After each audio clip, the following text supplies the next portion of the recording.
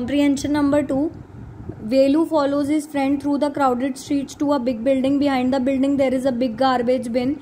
Velu wonders why they are there at all. Velu जो है अपनी मतलब वो उसको फ्रेंड समझ के उसको पीछे उसको पूरे क्राउडेड गली लोगों से भरी गलियों में उसका पीछा मतलब उसके पीछे पीछे जाता है. तो वो एक बड़ी सी बिल्डिंग के यहाँ पहुँचते हैं और उस बिल्डिंग के पीछे बहुत बड़ा गार्बेज बिन होता है, कूड़े का ढेर होता है. वेलू सोचता है कि हम पहली बात यहाँ पे आए ही क्यों हैं. He caught up with the girl as she was leaving the station. When they got to the road, Velu found that the vehicles kept coming and never stopped for anyone. Smoke and dust flew at him from sides, making his head spin. They had to wait for a long time before they could find a gap to run through. Velu kept hesitating and the girl finally dragged him to the other side. Basically क्या होता है, वो लड़की के साथ ही चला जाता है पीछे पीछे उसके, जब वो स्टेशन से जा रही होती है और वो रोड पे पहुंचते हैं तो वेलू देखता है बहुत सारे व्हीकल्स आगे आए जा रहे हैं जाए जा रहे हैं और वो रुकते ही नहीं है और उसके मुंह पे बहुत सारा धुआं लग रहा है साइड से और जो उसके सर में चक्कर आ रहे हैं उसको, या सर जो है उसका दर्द हो रहा है. ठीक है, उसे डिजी फील हो रहा है. मतलब डिजी मतलब क्या होता है, आपको जब उल्टी जैसा फील होने लगता है ना कि तो वैसा उसे फील होने लगता है. और जो होता है they had to wait for a long time, उन्हें बहुत वेट करना पड़ता है कि उन्हें थोड़ा गैप मिले ताकि वो रोड क्रॉस कर सके. और वो बड़ा डरा भी हुआ होता है जब वो रोड क्रॉस कर सकते होते हैं. तो जो लड़की होती है वो उसका हाथ पकड़ के उसको रोड क्रॉस करवा देती है. What do you think you are doing? Grazing cows? If you are around in the middle of the road like that you will be chutney. तो वो बोलते हैं कि तुम्हें क्या लगता है तुम कर क्या रहे हो, क्या यहाँ पे गायों को क्या तुम घास खिला रहे हो? अगर तुम यहाँ बीच रोड पे ऐसे ही खड़े रहोगे तो तुम्हारी चटनी बन जाएगी. Velu's heart was still beating fast. He looked back at the central station and the traffic speeding by. How had they managed to come through that? They walked along the side of the road under some huge sign boards. वो क्या वो सोच उसका अभी भी दिल जो है बहुत बुरी तरीके से तेज तेज धड़क रहा होता है क्योंकि उसे एकदम से लगा होता है कि इतनी सारी क्राउड और इतना सारे लोग, मतलब उसे लगता है कि इतने सारे लोग ये कहाँ से, इतने सारे व्हीकल्स, इतनी सारी गाड़ियाँ. और देखता है वो फिर से मुड़ के चेन्नई सेंट्रल स्टेशन को देखता है और देखता है कि कैसे जो गाड़ियाँ वगैरह हैं वो उसके सामने से जाए जा रही हैं जल्दी जल्दी इतनी स्पीड के साथ. फिर वो जो है साइड रोड के साइड में चलते रहते हैं जहाँ पे बहुत सारे साइन बोर्ड्स आते हैं. Velu looked up at the pictures, banyans, car tyres, lenses, pens, a woman holding box. The writing was all in English so he didn't know what it meant. वो साइन बोर्ड्स देखता है जिसमें pictures बनी हुई होती है बनियान्स की, कार टायर्स की, पेन्स की. एक वुमेन जो है उसने डब्बा पकड़ा हुआ होता है लेकिन वो सब इंग्लिश में लिखा हुआ होता है तो उसे कुछ समझ नहीं आता कि क्या लिखा है.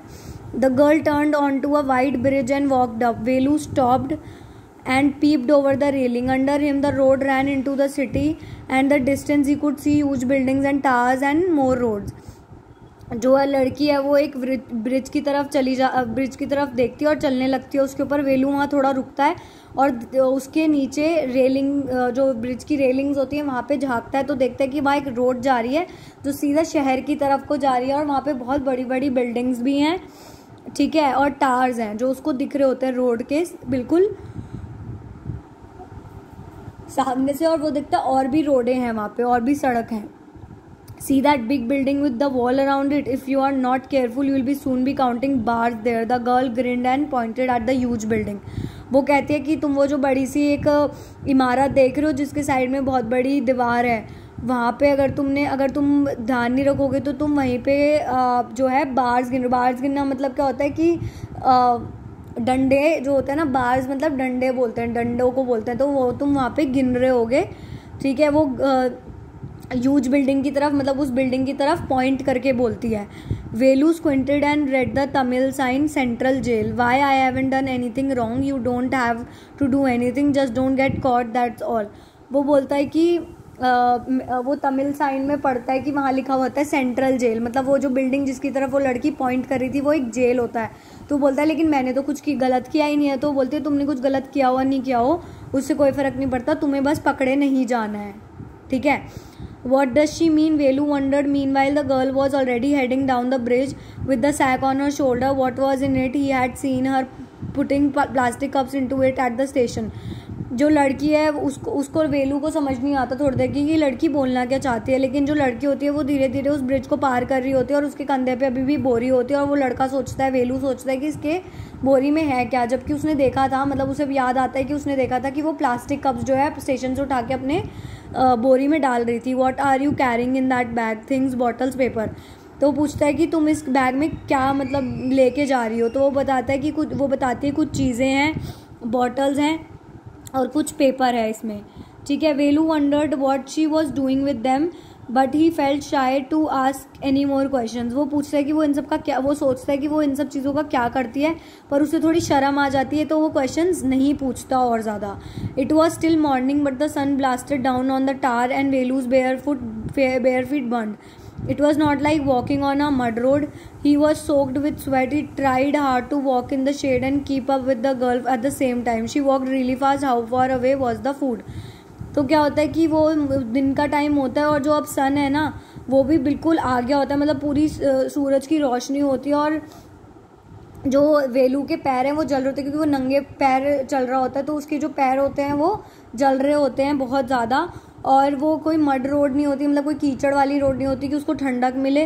वो पूरी कोशिश करता है कि वो छाँव वाली साइड पे चलता रहे और जो लड़की को है लड़की के पीछे पीछे जाता रहे, ठीक है। वो पूरा जो है स्वेट में कवर हो जाता है और स्वेट मतलब पूरे पसीने में कवर्ड होता है और लड़की जो है वो बहुत तेज़ चल रही होती है। तो वो उससे पूछता है कि कितना दूर है हमारा खाना। After almost an hour of walking they stopped in front of a big building, Shri Raja Rajeshwari Prasanna Kalyan Mandapam. Read Velu slowly. तो वो एक घंटे चलने के बाद एक बिल्डिंग के आगे रुकते हैं जो बहुत बड़ी होती है, जिस पे लिखा होता है श्री राजा राजेश्वरी प्रसन्नन कल्याण मंडपम।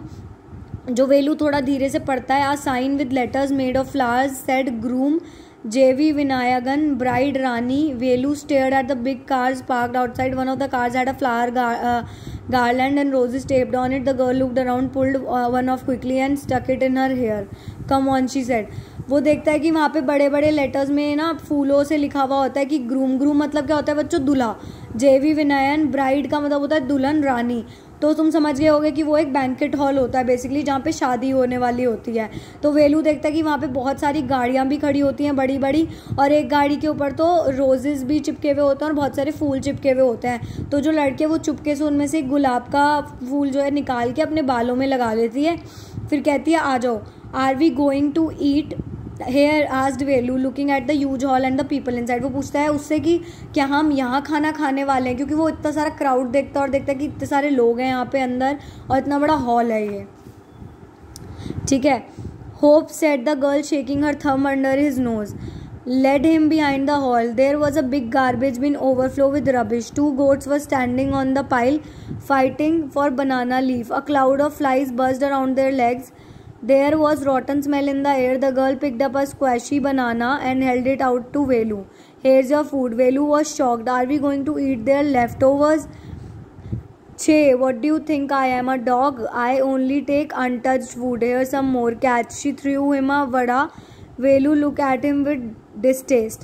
बेसिकली क्या होता है वो पूछता है कि क्या हम यहाँ खाना वाले हैं, तो लड़की बोलते हैं कि होपफुली हम यहीं खाएंगे। उसके अपनी मतलब अपने थंब को, अपने अंगूठे को उसकी नाक की तरफ ऐसे करते हुए वो करती है और फिर जो है उसको हॉल के पीछे लेके जाते हैं। तो वहाँ पे बहुत बड़ा एक गार्बेज का डब्बा होता है, बिन होता है, कूड़े का ढेर होता है जिसमें बहुत सारा कचरा निकल रहा होता है, ठीक है। और वहाँ पे 2 बकरियाँ भी होती हैं जो एक बनाना लीफ के पीछे लड़ रही होती हैं एक दूसरे से।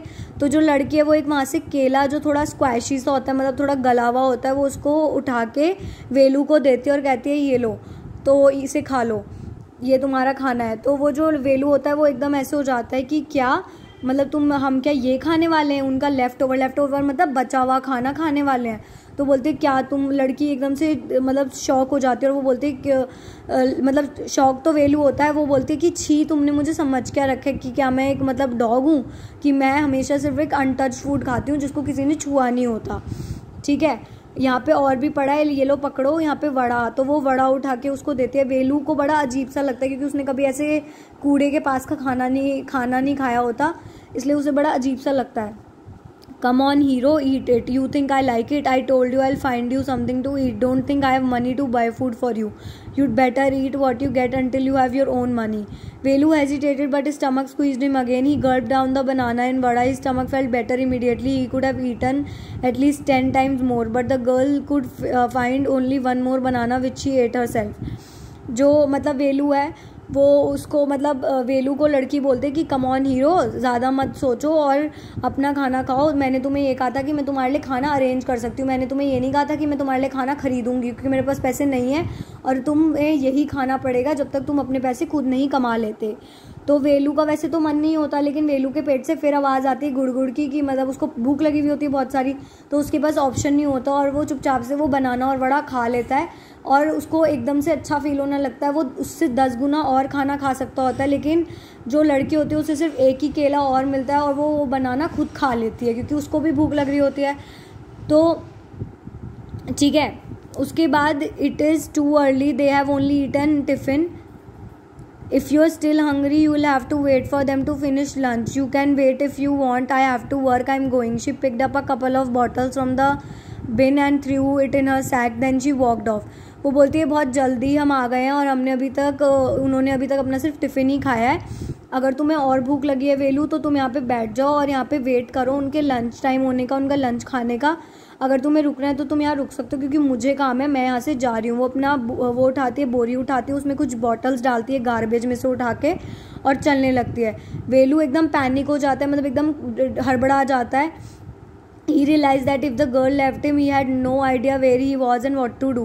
It was better to stick to her. She seemed to know her way around. He ran after her again.